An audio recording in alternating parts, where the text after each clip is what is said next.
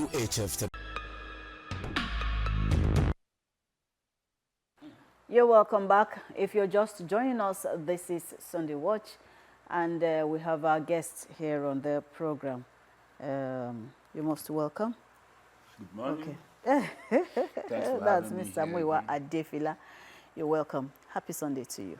I wish you the best. I wish you the best of it. All right. Okay, we're looking at importance of drums in our culture. If we say culture is a way of a people, so then let's look at where and how drums come in. How has drums been able to reshaping us as a people, not only to the Yoruba race, but the entire Africa? Are there languages that we hear from the drums? What are the categories of drums we have, and as well as the most powerful amongst them? Those are some of the questions we will be looking at this beautiful Sunday morning. So, okay, so let's start this way. Let's look at a people and its culture. Then we'll consider what drums is all about.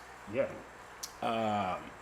Thank you for having me here again. It's a pleasure. Thank you for the honor. Yes, thank you. You're Thank you for the honor. Because in a gathering or in an environment of where people thrive, where they live, they have, aside from their cooking environment where they are cooking or wherever they are doing, or their Okay, aside food now. aside food or aside their daily activities like farming, others, a particular of them are into drums making. But we don't really look, as in now, maybe it's now that it's beginning to thrive, but we don't, then they don't really look at it then.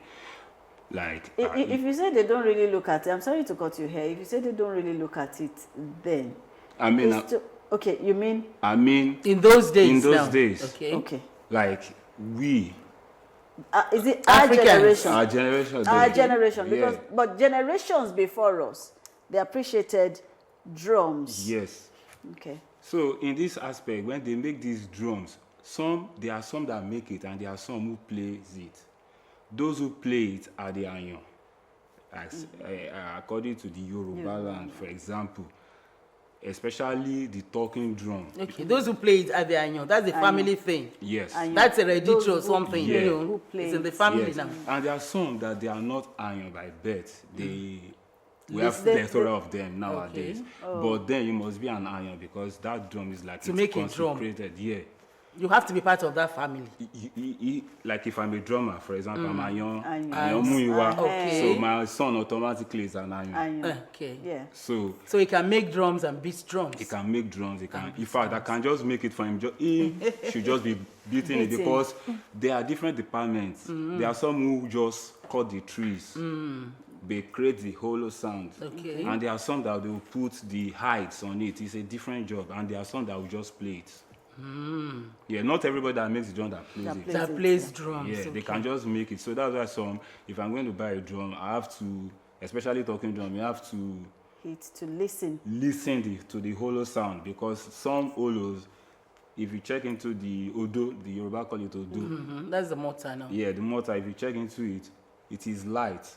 And some it is dried. It has to be kind of moist inside. Inside. Like you have jelly rubbed around Okay, it. that's For talking you about the to- making for of you- a drum. Exactly, for it to achieve the That desired sound. Sound. Yes. So now, in Yoruba culture, for example, we are used to drums. In the Hausa too, they have their own version of this talking drum that they call kalangu. Is way different. I mean, the same features when you see it, but the sound is still not as rich as ours. As the Yoruba. Yes. So I've played it. historically, Africa is endowed. Yes. with different Nigeria kind of is drum. blessed. And I think that talking drum is the most powerful because it can speak. Yeah. What other drums will We'll be just struggling bang with. Yeah. Like if I have three sets of akuba and I play mi, re, do, But the talking drum is just one that can play do, re, mi, do, fa, sol, la, ti, do, re, do, do, do. So you easily achieve the desirable sound, On the talking using drum. the talking drum. And it is very, very tonal, distinct that Very you can hear tonal, enough. okay. But if you play it on the set drum or however kind of drum, it will be like, but not Not like the that, talking drum. yeah. Because the talking drum is like our piano, our accordion that brings the melody just beyond the words. Just beyond the words. Just beyond the singing to as well. Because they use talking drum to play in worship houses. Like Why in are churches. you not Yes, with the talking? yes. At least one. You Even should if have the brought the one. small You know when now. I saw you this morning, I was Eh? like, I was expecting how the will drum. you even come here? Because Yes, now. we prepared ourselves to have fun on the show. Really, Yes. I was coming from. I didn't know it was going to be fire. I had been around. I would have been here earlier. I was traveling in from. Osogbo. Oshun. Hey, Oh, okay. So from that's why- Oshun. Okay. It has ended, but I had to stay back a bit. So now Just Oshun to- le ete. Okay. Very So even at that, you'll still be able, to achieve some, facts Yes. when it comes to analysis of drums. Yes. We would have loved it if you are here With the drum. with a drum. Okay, now you have told us historically, Nigeria is there. Yes. No doubt about that. So, but let's take that account. Let's look at it from then and now. How influential has this drums been in, our daily activities and shaping who we eventually become? Now, I'm happy to see that these talking drums are all, in general, In general, they're coming back. they are prevalent everywhere. Like they ended Shango Festival yesterday. Bata was on display. Fully. Like on these different, because the Bata belongs to Shango. Yeah. So you see different kind of Bata. The one with Shawuro, the one with Ide, the one with different. In fact, auction. People are like, Bata mi ọdún àná mi fẹ́ tà, because he has something new. So it is prevalent. People are embracing it, even in churches now. Because Yes. before, Because, you cannot yes. bring the talking drum to the church. No They will bind way. it. It's an Yeah. aberration. No way. Okay. They will bind it, but now they are using it. In fact, it is jamming with the drum set. Like if Now. the two are aligned, you see, like the whole church is going to be in frenzy, come jamboree, alive. everybody will come alive because it's two things coming together. And drums as a means of communication, one, now meeting with the western part, which is the drum kit.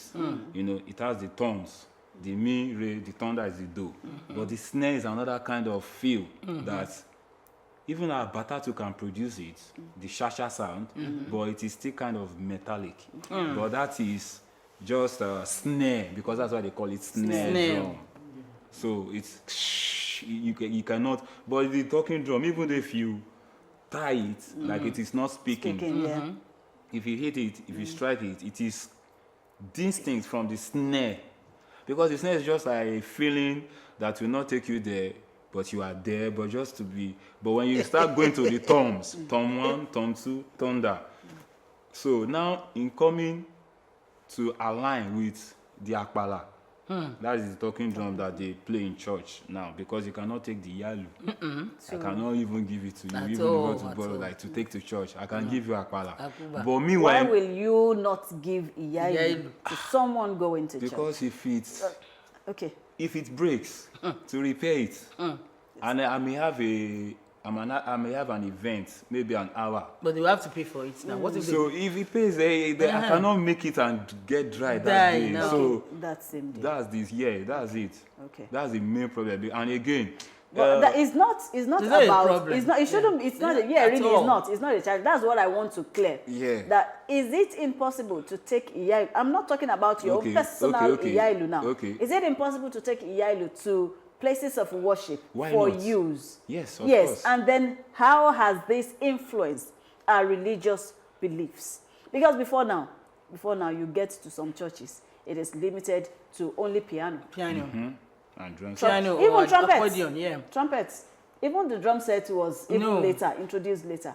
It is, the soloist, and but now we have a mix, a blend of most of these drum sets. How influential has this introduction or adaptation of drums in religious settings, enhanced us as a people? Yeah, because like I said, in traditional worship places, when these drums are used, they speak, and the drummers, for example, in the church, some of them, like I said, not all Ayans are. Some they have the earrings, Yes. and they're like, if I get to church, I'm going to play this tune.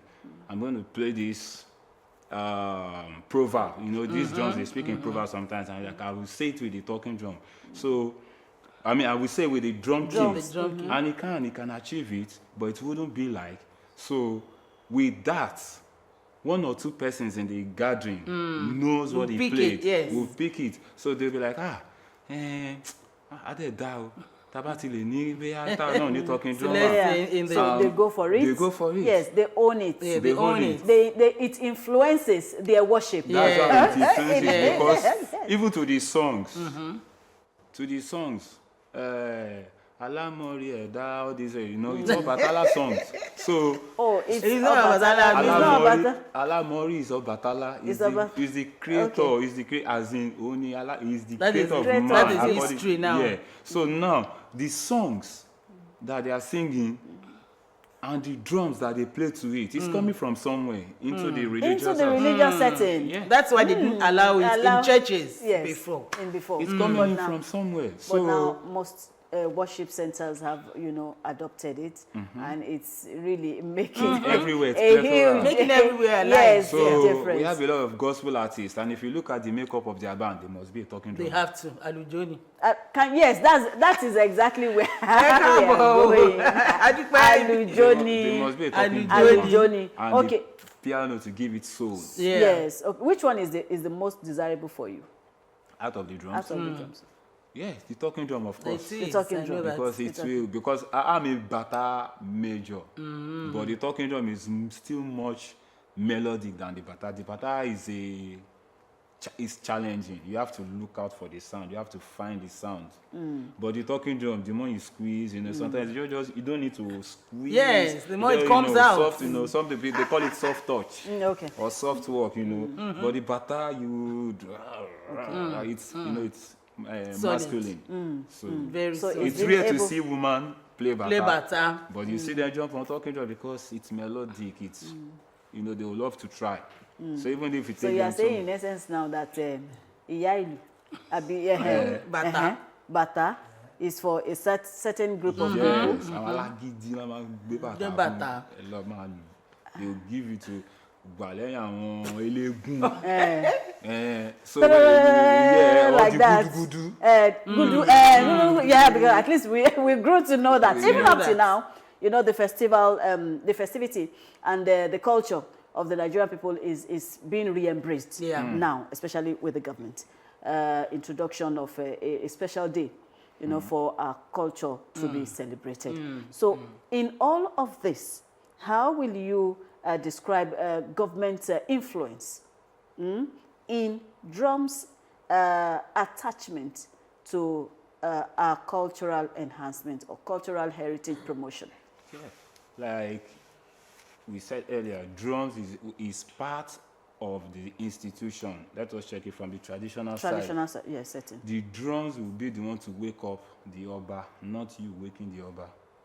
So now that we are having governments now in place of Oba now, that it is a kind of a parliamentary now. Yes. So, and I'm sure in every government it stems out of tradition. So the drum shouldn't be strange to them, or they shouldn't be aliens to drum. Change of the system that we have to, So culture is part of everything, even in the other parts of the world.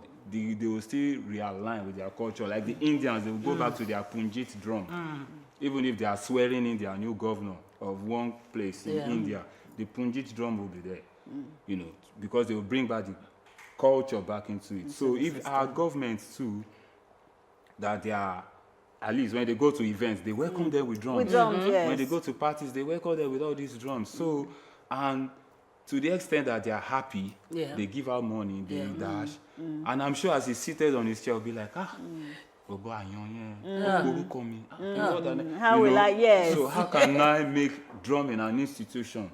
How can I make it lucrative? How can we, so I remember some times ago, I think the Lagos State government hosted, was it the Lagos Sports Festival, and they had to use drumming. So they fetched for, was it 50 or 40 thereabout drummers. So, and it was the first ever, I would say, it's a way of promoting our culture, drums, in our cultural setting. Yes. So if our government can just give us, or to look inwards into what these drums can be metamorphosed into, then I think that we have a head out. There's a head out. There's a head out. Because drum is part of our culture.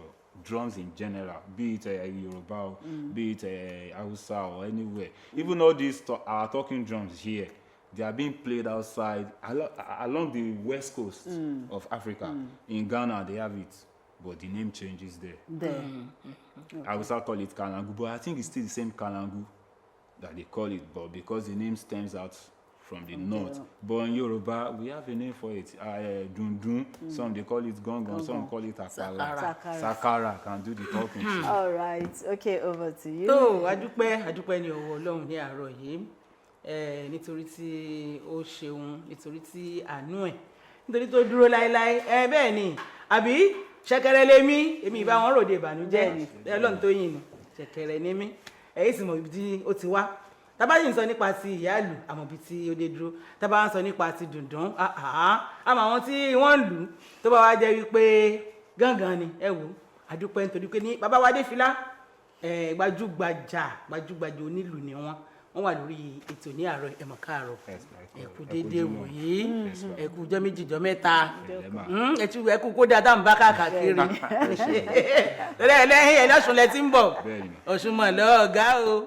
Ọ̀ṣun lé téńté ẹjọ́jọ́ yẹn náà ẹjọ́ dáadáa ni gẹ́gẹ́ gangan ẹni tó mi gan kọ́mọ̀jà mọ́ nílùú lèmi ni bóyá yàn ni àyàn yọjú náà ló máa wá jẹ́ ajẹ́pá àyàn tó júbọ̀ ni. Ó dáa náà ní àárọ̀ yìí ẹ bá ń kí àwọn èèyàn wa nínú ilé.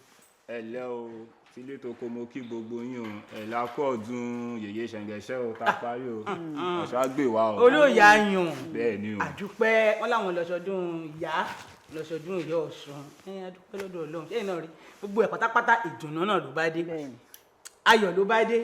Ṣùgbọ́n tá a bá gbọ́ ìlú lóríṣiríṣi ọ̀nà láti lè gbọ́ ìlú, àwọn nǹkan wo la lè fi ìlú ṣe gẹ́gẹ́ bí ìwàṣẹ̀ ní ilẹ̀ Yorùbá tẹ́ mọ̀ pé oríṣiríṣi wọn ní wọ́n ló ń ṣáájú ijó.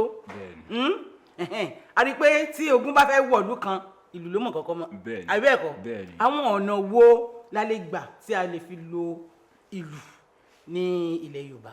Ẹ ṣeun àwọn ọ̀nà tá a lè gbà irú tí a ní ìkéde àbí bóyá tí kábíyèsí rán wọn níṣẹ́ ìlú wọ́n fi ìlú kéde. Wọ́n fi ń kéde. Wọ́n dẹ̀ tún fi ń yẹ ọba sí àbí tọ́ba bá ń ròde ìlú ni ó tẹ̀lé. Láàárọ̀ ọba jí ń kọ́ olúwa mi ò jíire. Ìlú ni ó lọ jí ọba, kò sẹ́ni tó máa lọ jí ọba. Tílù bá lùlù títí tọ́ba ò fọhùn nǹkan kan ṣẹlẹ̀ nù. Àmọ́ tí ọba lè máa sùn gbà míì fẹ́ pé oorun yẹn ti wọ̀ lára ẹ lọ bá ń sọ wọn pé mo gbọ́ mò ń bọ̀ máa lọ. Torí àwọn onílù míì wọn ò ní kúrò ní oníkúrò ń bẹ o tí kábíyèsí ò bá jáde àwọn tí kábíyèsí bá rán sí wọn àkàgà tó bá jẹ́ pé ẹ fún wọn lówó ó di dandan àbí kó fún wọn láṣọ kọ́ lọ mo sùn mo ti gbọ́ wọn àbí tí ogun bá dé ìlú náà ni nítorí ó ní apọ́nrán ìlú kan tó máa ń lù tí ìdùnnú bá dé àbí tí ogun wọ̀lú àbí tó fẹ́ yan oyè àbí tí wọ́n fẹ́ jọba olóríṣiríṣi ìlú tó máa ń lù irú tí ogun bá dé yẹn téèyàn bá gbọ́ èèyàn gá mọ̀ pé ogun dé dìgbòlugi ló máa ń pe apọ́nrán ìlú yẹn. Ọlọ́run má jẹ́ owó ìlú. tí wọ́n bá dẹ̀ ti gbọ́rùn Kó ya méré. àmọ́ tí wọ́n bá gbọ́ àwọn ìlú ẹ̀wọ́ wọ́n mọ̀ pé àwọn ìlú àgbà àwọn ìyá ló ń kọjá àbá àwọn àgbà ló fẹ́ ṣe nǹkan àwọn ìlú Òṣùgbó náà tún wà lóríṣiríṣi nílùú. bẹ́ẹ̀ ni àmọ́ ní ilẹ̀ Yorùbá tó yẹ pé ìlú tó ṣọ̀wọ́n jù pé tá a máa ń sábà rí jù òun ni dùndún. Ẹ jẹ́ ká kọ́kọ́ mú báyìí àwọn oríṣi ìlú mélòó láti ẹ̀ní ló wà nílẹ̀ Yorùbá báyìí pé tó káwọn ọmọ wa tiẹ̀ mọ́nú lé pé tó ìlú báyìí o ìlú báyìí o báyìí là ń lù fún ìgbà báyìí là ń lù nǹkan báyìí ni a fi ń ṣe àwọn ìlú mélòó ni ó wà torí wọ́n ń kọ́ ọ́lẹ̀ báyìí nínú ilé o. Ó dára a ní dùndún ẹbí dẹ̀ ní gbogbo wọn dùndún ni ìyá ó ní ọmọ tán pè ní omele mélòó méjì àwọn míì mẹ́ta ó wá tún wá ní ìtótú kéré jù yẹn ní kóńkó ọ̀nà máa fi kọ́ ọ̀nà máa fún àwọn kéékèèké ẹbí ni gbogbo wọn family tí a bá ti ń sọ̀rọ̀ gbogbo wọn máa tẹ̀lé lẹ́yìn a máa sán mele. bẹ́ẹ̀ ni ìyẹn ní dùndún nǹkan tí wá wà bàtà ìyẹn náà ẹbí tún làwọn náà ó ní ọmọ tán pè ní ọmọlé ó ní ẹ̀jìn lẹ́jìn. ó dẹ̀ tún ní ìtàn pé bombo. ìbò tí ìbò báwo ni bombo yẹn ṣe rí. bombo yẹn ó fẹ́ tóbi tó ìyá kò tó ìyá ohun ẹ̀ ń lọ sókè ju ìyá lọ. bẹ́ẹ̀ ni ibi ojú òjò ẹ̀ òun ló máa ń dún bombo àmọ́ tí ojú ìyá òjò ló ń pè òjò náà ń pè é bọ̀ ìyá máa ní bọ́ńbọ́ń bọ̀ ṣe rí pé mélòdìdé. bẹ́ẹ̀ ni wọ́n wá tún wá ní ok mo ti pe omele akọ omele abo ó wà dẹ ìyẹn fún bàtà dẹ wọn tún wà ó máa ń dá wà ní àmọ́ kò sí èyí tí ò lè bá ṣiṣẹ́ náà àwọn méjì mo lọ ń pè ní gúdúgúdú ó lè bá ìyáàlù ṣiṣẹ́ ó lè bá bàtà ṣiṣẹ́ ìtọ́lẹ̀ máa ní àwọn àyàn kan máa ń lùlù wọn máa ní gúdúgúdú kan ìyáàlù kan méjì yẹn lásán ti tó ṣe ní tẹ́ fẹ́ ṣe ṣó because gudugudu yẹn bóyá wọn máa dún lọ ni gudugudu tó bá yẹ pé ní slow ni gudugudu kò ní sound mi ju gudugudu ó dẹ̀ máa ń ní ìdá lórí bíi dúdú báyìí bẹ́ẹ̀ ni ìyẹn máa ń dára àmọ́ ó ń bá ìyá ìlú tó ó dẹ̀ bá bàtà tó ìyẹn wà a ti wá ní sákárà bó ló ń ṣe rí. sákárà amọ̀ ló máa fi ń ṣe etí ẹ̀ pẹ̀lú ẹgba pankẹ́rẹ́ wọ́n máa ti ṣá pankẹ́rẹ́ wọ́n ti gé tí awọ yẹn bá ti amọ̀ yẹn bá ti gbẹ títí tó bá ti gbẹ wọ́n ẹ̀ṣẹ̀ wá wọ awọ yẹn sí wọ́n á fi pankẹ́rẹ́ yẹn wọ́n ti gbẹ wọ́n ti ṣẹ́nu ẹ̀ ní ṣóńṣó báyìí wọ́n máa fi lú wọlé wọ́n máa fi há sí ara amọ̀ yẹn wọ́n máa fi ṣe wọ́n lè fi ṣe lọ́nà 8 tó bá dẹ̀ ti fi ń gba wọlé sí àwọn yẹn a máa nà sí àwọn á jẹ́ ó gbẹ àmọ́ ìlú yẹn ní ayé ìgbà yẹn àwọn bàbá wa gbọ́dọ̀ rí lọ́wọ́ wa àwọn ìlú wọ́n máa ń kà pé àwọn ìlú ọmọ ọ̀tá àwọn ọmọ ọ̀tá òtí wọ́n máa ń gbélú yẹn káàkiri àwọn ọmọ tó fẹ́ wọn ò fẹ́ ṣiṣẹ́ gangan wọn ò fẹ́ gbé ìlú yẹn gangan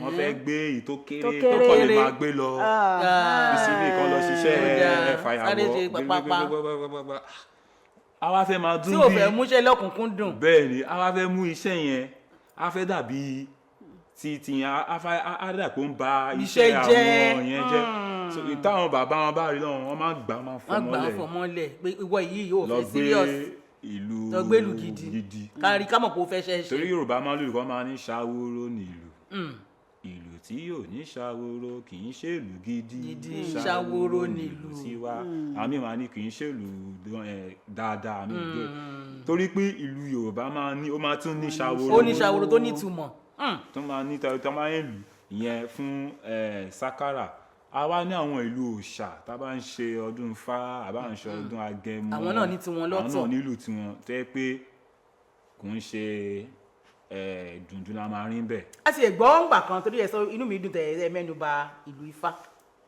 nígbà tí bàbá wa Ògúndé kí Ọlọ́run dẹlẹ̀ fún gbogbo wa dàmú bí bàbá wa ṣe jẹ́ nínú tíátà lónìí wípé àwọn náà ni wọ́n gbé iṣẹ́ tíátà tí wọ́n mú lọ́kùnkúndùn tí wọ́n wá fẹ́ lójú dé ìlú òyìnbó tó fi di àtẹ́wọ́gbà fún gbogbo àgbáláyé lọ́jọ́ títò ní wọ́n ní àwọn ìlú kan tó jẹ́ pé etí gan tí ó bá gbọ́ bí ara èèyàn ò bá yá wọ́n ní láwọn ìlú kan tó ń lù táládẹ̀ máa yá láì ṣe dókítà kò sí pé bóyá kó lóògùn àbí nǹkan kan àwọn ìlú wọ̀nyí kí lorúkọ títí wọn bó náà ṣe ń ṣe wọn gbẹ̀dú ló ń pè é. gbẹ̀dú ẹ̀jẹ̀rè. wọ́n máa ń pa òwe kan pé tí awọ kíní kan bá ṣe kíní kan kò tó ṣe ìlú gbẹ̀dú ìlú yẹn lágbára mà. gbẹ̀dú ní gbẹ̀dú ló ń pè é. torí bàbá wa ṣe gàgàgàgà gbà igi ló máa fi ń lù kì í ṣọwọ́ kò sí bọ́wọ́ yẹn ṣe máa kò lè dà kò ní dún ọwọ́ yẹn kàn máa jẹyà lásán ni igi yẹn náà máa ní láti igi onígbóngbó tó nípọn gidi. ẹ sì jẹun gidi kẹ́ tó lè lù ẹ jẹun gidi. ìyẹn lára àwọn olóòṣà ni ẹgbẹ̀dú a ní egbin. egbin bó lè gbin ṣe rí. egbin kò ń ga jù báyìí lọ bí àpò fẹ́ dàbí àpò tí ìyẹn á rí bẹ́ẹ̀ ìyẹn á fẹ́ lè àjíṣe lórí ẹ̀. ó dàbí ìjókòó pẹrẹsẹ. àmọ́ ìlú wọn máa ń kúnlẹ̀ àmì máa kúnlẹ̀ tì ní àmì máa jókòó tì báyìí. ìlú àwọn ìlú òòṣà kan ni ẹ àwọn ó tún ní nǹkan tó ń pè ní ọ̀pẹ̀lẹ̀. ìlú náà tún lò náà. shape ẹ̀ dàbí diamond. awọ ni gbogbo awọ ewúrẹ́ ní gbogbo ara ẹ̀ níbi ìdí báyìí. wọ́n máa gbé ó wá rí ṣonṣo níbi ọwọ́ ìdí àmọ́ ó fẹ̀ lórí báyìí ó wá rí ṣonṣo báyìí nídìí wọ́n máa gbé kọ́rùn bíi bàtà báyìí náà ni àmọ́wọ́ lọ́ fi ń lù. lọ́ fi ń gbá òun. àwọn ará Èkìtì lọ́ máa ń lù yẹn. ìwo làgbámọ́lẹ̀ wọ́n pè kán lágbámọ́lẹ̀. àgbámọ́lẹ̀ ni ìtàwọn sẹ̀lẹ̀ máa ń lò kérúbù máa ń lò. ọmọ bàbá mi. àwọn kérúbù onímìrèdò àwọn míì pè ní àkúbà. àkúbà. àwọn eléré máa ń pè é. bẹ́ẹ̀ni onímìrèdò oní àwọn kódà àwọn ìjọ kọ̀ọ̀kan bí ìjọ Ọ̀rúnmìlà náà òun làwọn náà ń lò. àwọn náà ti ń lò báyìí. òun ló ń lò òun tẹ̀ ń lò láti lẹ̀ bẹ́ẹ̀ ni òun ló máa ń lò bẹ́ẹ̀ ni. a tún wá ní nǹkan náà tó ń pè ní àgbàsà. bí olóhùn ṣe rí. àwọn ìlú Ègùn lélẹ̀. ní ti sọ ń gbé tọ́lọ́hùn ní Badagry tó tún pè ní sátọ́. ìyẹn ga jù á lọ ga bíi 7 foot. wọ́n máa tún jóòlù ni. wọ́n á jóòlù. ṣé ìtọ́ máa fi ń ṣe zàǹgbétọ́ àbí ìtọ́ máa fi ń ṣe cultural display. ìkọ̀kọ́ náà ni torí pé òun náà ní sátọ́ ẹ̀ ó ga báyìí tó máa jó wọ́n máa fò sókè wọ́n máa fi gìlù wọ́n ti jó wọ́n máa yíká. ó ga. àmọ́ ti Badagry yẹn tí mo pè ní àgbàsà ìyẹn náà ẹbí ni wọ́n ní kan tó ń pè ní kéhún akọ̀hún àwọn ó ti wá ní kéékèèké tó má dàbí ìyẹn náà pè mónó. ìyẹn ni pé kálukú pátápátá ní àdúgbò wọn. bẹ́ẹ̀ ni. gbogbo wọn náà ni wọ́n ní tiwọn tó fi jẹ́ pé wọ́n fi ń dá wọn mọ̀ tó fi ń bá àwọn èèyàn sọ̀rọ̀. wọ́n ní a máa ń fìlú kìlọ̀ wà bàjẹ́ ọ̀nà òwú lọ́nà òwú irú ìlú wo la fi ń kìlọ̀ wà bàjẹ́. lóòótọ́ ìyáàlù kò sí ìlú kankan tó dùn sọ bíi ti ìyáàlù àmọ́ àwọn ìlú ìtókù tí a dárúkọ yìí náà wọ́n lè lù wọ́n lè sọ jáde àmọ́ kò ní dánmọ́rán bíi ti ìyáàlù àmọ́ wọ́n fi ń sọ torí àwọn àyàn lóye àwọn lọ́ba lù wọ́n ti mọ̀ pé kódà kí ẹni tó jẹ́ àyàn onídùndùn tó gbọ́ ohun tí oníbàtà lù tó kì í nílò àbí tó fi búyàn àbí tó fi ó mọ̀ torí pé ó mọ̀ àyàn ni wọ́n wọnúra wọn ni wọ́n yẹra wọn. nítorí nígbà ìwáṣẹ̀ tá à ń gbọ́ ìtàn bàbá wa wọ́n ní tó bá lu ìlù yìí yálà ní ẹ̀yìnkùlé ẹni tán fẹ́ bá sọ̀rọ̀ àbí tí wọ́n bá lọ lù ú ní àárín ìlú tóun gangan gbọ́ àbí táwọn ará ilé ẹ̀ gbọ́ wọ́n nílò ẹni bẹ́ẹ̀ wọ́n nílẹ̀ lè mọ̀ bá a kó yà ti ṣe kíni kó ti sá kúrò ní ìlú. bẹ́ẹ̀ni ó wà bẹ́ẹ̀. tó bá jẹ́ ní tí ẹ̀kan ìlú jẹ́ ní tí ò gbọ́ nǹkan tí ò tiẹ̀ yé ó lè mọ̀ gbọ́ o. nítorí àwọn ìlú kan wà wọn ò jẹ́ kéèyàn fọkàn rárá nígbàlẹ̀ o wọ́n ṣọdún o àgàgà téèyàn bá lọ sí ibi tí wọ́n ti ń ṣe àwọn alágẹmọ yẹn máa ń ṣe irú èmi máa ń ṣọ́ ara mi bẹ́ẹ̀ ó ní túmọ̀. ó ní àwọn ìlú kan tí èèyàn ti ẹ̀ gbọ́dọ̀ fọwọ́ mọ́. ó dé aláwọn tó jẹ́ pé dalálá yẹyẹ dé a ti rí ní ìsẹ́pọ̀ àwọn òyìnbó wọ́n ti ń wá táwọn náà ti bá wa lu gángan ó yá bóò ní gángan yẹn bóò ló ṣe jẹ́ tó fi jẹ́ pé ó dàbí ẹni pé òun gbajúgbajà ju àwọn tí tó kù lọ. mo mọ ọ̀rẹ́ kan òun náà àyàn ni òyìnbó ni German ni Ramasha. àwọn àyàn tójú bọ̀. òun wá ní gbàtẹ́mi béèrè lọ́wọ́ ẹ̀ pé báwo ló yẹ kọ́ nítorí ẹni tí ò bá lè sọ Yorùbá ò lè lùlù Yorùbá. bóò ló ṣe jẹ́. ó wá ní òun ní ọ̀gá tó jẹ́ Yorùbá ní Òṣogbo pé òun òun kọ́ṣẹ́ lábẹ́ ẹ̀ fún bíi ọdún mélòó kan. ó dẹ̀ wá gbọ́ bóyá wọ́n ti ṣí létí sí. ó ti wá fẹ́ ọmọ ọmọ Yorùbá ọmọ wọn ó parí. ó kọ́ṣẹ́ lábẹ́ ó tún wá ó kọ́ ó kọ́ èdè. so wọn kàn fẹ́ létí kò kọ́ ẹṣẹ́ kí ó fẹ́ létí. ó mọ̀ọ́mọ̀ ó lọ kọ́ iṣẹ́ yẹn ó wù ú. àyàn yọjú ràn láti odidi Germany ló wá sóṣogbo ó sì fira rẹ̀ sẹ́nu ẹ̀kọ́ṣẹ́ ó sì farabalẹ̀ ó tún wá fẹ́ wọn lọ́mọ ṣe rí i pé ìtẹ̀yàn nífẹ̀ẹ́ sí.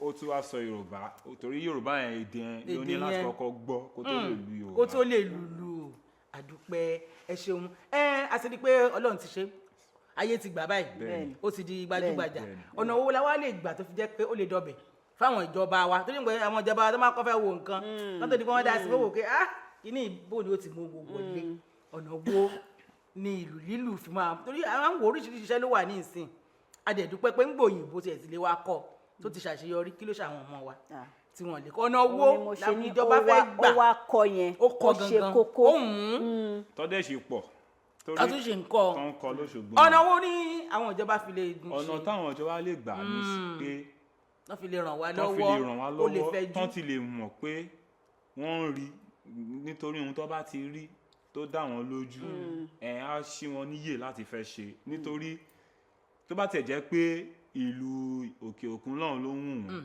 ẹ gbé wá ẹ jẹ́ kó darapọ̀ mọ́ ìbílẹ̀ ẹ jẹ́ ká yọ kọ́kọ́ jáde nínú ẹ jẹ́ ká wọ ọmọ tó máa bí nítorí tó bá yẹ pé lè lẹ fẹ́ràn jù mi láìkí máa rí àwọn ìlú máa ń pariwo gbàgbàgbàgbà mo kàn láìka àwọn ó da ẹ kó wá kí ni ẹ lè ṣe pọ̀ yín onílù méjì káti ẹ̀wò kan tó lè bí jáde nítorí ẹ̀hún ni wọ́n pè ní experiment ó dẹ̀ wà dáadáa nítorí àwọn bàbá wa Ayan Túnjí wọ́n ti ṣe drums album ní US Ayan Túnjí lórúkọ wọn mo fẹ́ rántí lórúkọ album yẹn ní US wọ́n ti ṣe album yẹn drums nípa ìlú ni nípa ìlú náà ṣe wọ́n kọ́ lùlù lóríṣiríṣi nípele àwọn ìlú ìbílẹ̀ wa náà dẹ̀ lọ́kọ́ lọ sọ̀rọ̀ tọ́dẹ̀ rìkọ́dì ẹnu kínní tó dẹ̀ nítumọ̀ iṣẹ́ òyìnbó bẹ̀ ni láti lè score mọ̀ pé àwọn máa ń score orin tí wọ́n máa score ẹ̀ àwọn ò kí ń score àwa máa ní tiwa ní orí ni mental knowledge inú orí ni ẹ jẹ́ wọn sọ ní score yẹn ló lè mú owó wọlé tó lè gbowó jáde ẹ mọ̀jà mú sórí mọ́ bí mú sórí ni pé àwọn bàbá wa ń gbé lọ tá a bá gbé kalẹ̀ tá a gbé sínú ìwé gẹ́gẹ́ bọ́ yẹn sọ pọ́n score ẹ̀yẹn ṣe rí pé àrọ́mọdọ́ máa dé bẹ́ẹ̀ à ń kọ̀ nítorí pé ó wà nínú ìlú wa torí pé àwa ti mọ̀ lórí nísìn bí àpẹẹrẹ mo wá tún fìlù pòwe mi ò lùlù lásán mo kọlu ẹni awo egúngún lọkùnrin lè ṣe àwọn gẹ̀lẹ́dẹ́ lóbìnrin lè hàn bóbìnrin ẹ mọ̀ pé ìlú máa ń lù ọ̀rọ̀ àgbẹ̀ orin bàbá mi òyìnbó kóyìnbó tó mọ̀ pé ọ̀rọ̀ ni mo sọ òun máa mọ̀ pé rídìmù kọ lòun kọ̀ gbọ́ àmọ́ tó bá gbọ́ kó mọ túmọ̀ ẹ̀ rárá òun kọ̀ máa score ẹ̀ ni òun máa kọ́lẹ̀ rere mímí rere mídòrè àwa náà ni nítorí dòrémí náà ni ìlú wa ń sọ ló ń sọ tóun máa ṣe ń tiẹ̀ nìyẹn àmọ́ nǹkan táwọn ìjọba kọ̀ lè ṣe ni pé tán ti rí èdè méjì tí ìlú yìí ń sọ àtẹ́lẹ̀ tẹ́lẹ̀ fẹ́ràn tẹ́ fi fẹ́ràn ilé ẹ̀kọ́ tí ẹ wo nǹkan táwọn méjì lè ṣe tó mú jáde nítorí máa ń gbọ́ orin lóríṣiríṣi tá máa rí drum set a dẹ̀ máa rí ìyáàlù àbí àpàlà ká rí oríṣiríṣi kan máa ní ó yá kíkọ̀ọ̀kan máa kí oníkálùkù yín máa sólò ẹ̀mọ̀ tán máa dúró onílò àṣẹ tiẹ̀ gẹ́gẹ́ dáadáa a ní adarúkọ ẹ̀ ó yá kú ìyẹn náà ṣe tiẹ̀ wọ́n wá wo ìyàtọ̀ kó wá mú gbogbo ẹ̀ mọ́ra wọn wọ́n wá wo ìyẹn harmonization bẹ́ẹ̀ ni àmọ́ nísìn ká wá sọ pé láàrin ìlú nìkan torí ìlú ni a fi ń ṣe ìkéde ìlú ní communication àwa fẹ́ lù ìlú yìí gangan sí a nílò fèrè ìlú nìkan àti tán fi igi lù àti tán fọwọ́ lù àti tán fọṣán lù àti tán fọ̀pá lù ẹ jẹ́ kí ogbọ́n dorí pọ̀ kán dorí kán jọ wà kan ṣe kankan bó tẹ̀ jẹ́ 30 ìṣẹ́jú káàbùn tó fẹ́ bí gbọ́ wọ́n á gbọ́ àwọn tó máa nífẹ̀ẹ́ sí wọ́n nítorí ayé ìsìn àwọn otí oríṣiríṣi ti pọ̀ gan tó máa ń gbọ́. ó dáná bàbá mi tá bá ní káwọ́ ní ìsìn gbogbo tá a bá ń ṣe náà wọ́n ní pé tá a bá fi lọ́mọ lọ́wọ́ ó máa parun ni. àwọn ọmọ wa tó wà ń ta lóríṣiríṣi ọ̀nà báyìí náà ń gbà pé àwọn láti ẹ̀fẹ́ ń kí ni àwọn fẹ́ méèkì ẹ̀ bẹ́ẹ̀ni. àbí Bẹ́ẹ̀ni. àwọn náà fẹ́ ṣe kí ni wọ́n fẹ́ jẹ́ èèyàn ǹjẹ́ iṣẹ́ ìlù lílù ǹjẹ́ èèyàn lè di èèyàn ńlá láti bẹ̀ Bẹ́ẹ̀ni. ǹjẹ́ ó lè sọyàn di ẹni pàtàkì ẹ bá àwọn ojú àwọn ọmọ ìkẹ́ sọ fún wọn tó bá wá rí bẹ́ẹ̀ ọ̀nà wọn náà fi lè gbà kọ́ Bẹ́ẹ̀ni. ní ọ̀nà pápá. wà nínú ẹ̀ nítorí ìlù lílù fún ìgbádùn ní téèyàn ti kọ́kọ́ táwọn ń pè ní entertainment àbí bẹ́ẹ̀ni. fún ìgbádùn ara bẹ́ẹ̀ ni téèyàn bá ti fẹ́ kọ téèyàn bá ti fi ọkàn sí àkọ́kọ́ pé nǹkan tí mo fẹ́ ṣe rèé tí mò ń ṣe rèé èyí tó kù a máa ṣípayá ló máa jẹ́ nítorí pé nǹkan tó fẹ́ lù ẹni yìí ti lù rí tọ̀hún ti lù rí kí ni wọ́n fẹ́ gbé wá kí ni wọ́n Tó fẹ́ máa tó máa fi yàtọ̀ nítorí pé àwọn etí ń gbọ́ o tó bá ti lù ú lẹ́ẹ̀kan tó bá báwo ló ṣe ṣàìpé ó ti gbàbẹ̀ Ó dàwó kọ́ ṣe. ó ti dàwó kọ́ ṣe báwo ló ṣe àbí bẹ́yà tí ìlù tọ́mọ̀ kan máa ń gbé sọ́ọ̀tún wọ́n gbé sọ́ọ̀tún ó gbé sósì nítorí bàtà ti rí bẹ́ẹ̀ sìn àwọn lọ́wọ́ òsì náà máa sọ pé wọ́n máa lu bàtà ní ìṣe ó ti dán lọ́wọ́ ọ̀tún àtọwọ́ òsì so ẹni tó bá ti lè mọ̀ torí ọ̀nà ẹ sọ tẹ́lẹ̀ pé wọ́n máa lùlù bẹ́ẹ̀ni ara èèyàn á yá àmọ́ ìlú ti di therapeutic ó di nsìn therapeutic ìyẹn ti mọ̀ pé lọ́nà Ìlú ti di therapy. ìwòsàn ti tòun ó ti wà therapeutic nsìn ó Bẹ́ẹ̀. ti di therapy tó yẹ pé èèyàn ní láti pariwo lórí ìlú mọ́ èèyàn lè rọra bí ìlú ọgbẹ̀dùn àbí ó lè jẹ́ ìyáàlù ó lè jẹ́ bàtà ló fẹ́ kọ́ gbogbo ẹ̀ ló ṣàmúwò wá ní ó ń lù tó ń mára èèyàn kan yá nínú kọ̀rọ̀ níbi téèyàn ò kan mọ̀ èèyàn ká wá máa gbọ́ ẹ sọ fún wọn pariwo jù wọ́n Ìpariwo, pariwo jù ẹ dẹ̀ máa gbọ́ngbọ́n mi wọ́n lùlù yẹn kò pariwo jù àmọ́ ẹmọ̀ kan tó ń wọlé Tó ń sínú ara tẹ̀ ń sọ. gbọ́ ẹ dẹ̀ ní àwọn stop ìlú yẹn ṣé wọ́n lè continue àbí ẹ mọ̀ bíbà tẹ bá Ó gbọ́ yé orin mi. tẹ́ tán yí wálẹ̀ tẹ́ wá ní kán yí sókè péjọ bó ṣe rí nìyẹn. adúpẹ́ gan ni nítorí wípé ṣe rí láàárọ̀ yẹn mo sọ fún yín mo ní ètò yìí àbí ẹ̀yin tí ẹ ti mọ̀ ní abẹ́rẹ́ àjẹsára fún ọ̀sẹ̀ ẹ̀yin lẹ ti mọ̀ ó sì máa ń dùn mọ́ yín ní ọjọ́ mẹ́jọ bẹ́ẹ̀ náà ni ẹ máa ń darapọ̀ mọ́ wa ẹ ti mọ̀ pé ètò gbogbo ìdílé ni kálá oríṣiríṣi ọmọdé á mú ń bẹ̀ àgbàlagbà mú ń bẹ̀ grandma mú ń bẹ̀ grandpa mú ń bẹ̀ aládùúgbò lóríṣiríṣi torí bẹ́ẹ̀ ẹ tún ti gbọ́ ní tí wọ́n sọ fún yín ipa tí ìlú ń kó ní àjọ wa òun náà ni wọ́n ti ṣàlàyé ní àárọ̀ yìí yẹn ni pé gbogbo àwọn ọmọ wa tó wà ń ta kò sí tẹ́ ẹ̀ lè ṣe jẹ́ bá yẹ pé sílùú ni ó láwọn tẹ́ kó wọn lè ṣe kíni tán lè mú yín mọ̀nà tó sì jẹ́ yí pé yóò mọ̀ jáwó ibi jáwó lẹ̀ ń pè kò sí ẹ̀yin náà dé wá síbẹ̀ ẹ ti bẹ̀ blow àbí bẹ́ẹ̀ kọ́ ẹ ṣáà ẹni tí Davido ń pa báyìí àbí ìlú yìí náà ní gbogbo ẹ o ó ní tó ń sọ àdúpẹ́ nítorí pé kò sọ ọmọ wa kan tí ò ní wúlò gbogbo yín náà lẹ́ ṣòríire lágbára lọ́wọ́ aláwòrábí ọba wa ẹ ṣe gan ní tàpẹ̀ yín tí ẹ jẹ́ wa thanks for the honour ẹ já padà sọ́dọ̀ first lady. Thank you very much, Mr. Muyiwa Adefila, for the time on the program. But before I allow you go, we have talked, extensively about the different types of drums we have, and how influential they have been, even up to the places of worship. The religious setting, which ordinarily is not African, it is, foreign. Yeah, but now drums have been, accepted and adopted as a tool of one of the instruments of worship in those areas. So you also mentioned government impact in ensuring that we keep promoting drums, because they have a lot to do when it comes to our cultural heritage. So before I will allow you to go, what message do you have for our viewers out there, especially the younger generation that is so desirous to take a path of be a drummer like you, and not just a drummer, but an influential one at that? The social media is there. How can they tap into this technology to also, communicate positively to the society? Yeah, my message to you, aspirants, young aspirants out there, just keep trying, because I know a drummer is not just a drummer who plays drums, a drummer who knows sounds, who can differentiate sounds from sounds. If you have that, then the rest is easy, because if you can differentiate sound and you luckily have a drum, be it sakara, be it a talking drum, be it drum set, you can distinguish, then it will give you more room for experiment, because the drum set, for example, is being played beyond what it used to be, how it used to be played before. So keep trying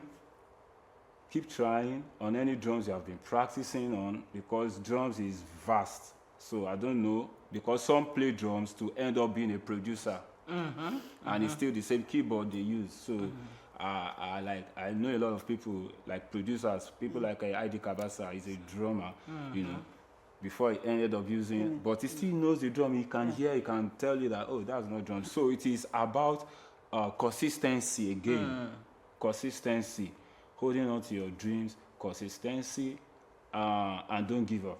Thank you. Don't give up. Thank you very, very much. So as much as drums are concerned, they influence who we truly are. All right, thank you very much, Mr. Muyiwa Adefila. Muyiwa. Thank you. Okay. Muyiwa Adefila. Thank you for your time on the program.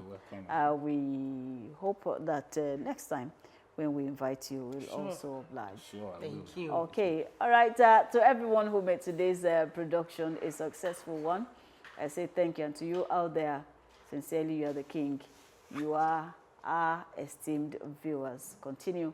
Follow Lagos Television on all our social media platforms. You have the information for you to learn from, to move the state and the country at large forward. Ọlọ́run tó yìn tèmi nìkan ṣoṣo. Adúpẹ́ lọ́wọ́ Ọlọ́run. Adúpẹ́ lọ́wọ́ Lórí àti ṣètèlé ó ti jiná. Wọ́n dẹ̀ ti rọ̀ṣẹ̀, wọ́n kò jẹ gan ní àárọ̀ yìí. Abẹ́yìn náà rí ẹ̀rípò dùn, aṣọ ọbẹ̀ yẹn gbogbo kan sí òkè dáadáa. Lágbára lọ́wọ́ Ọlọ́run, ọ̀sẹ̀ tó ń bọ̀, òun náà ni àtúntúnjọ sèmí, ìtàtúnjọ jẹ́. Ọ̀sẹ̀ á sì yó dáadáa. Títí dìgbà yẹn, ẹ̀yẹ́ ṣáà máa ṣe rere nítorí pé rere ló pé, ìkà ò pé.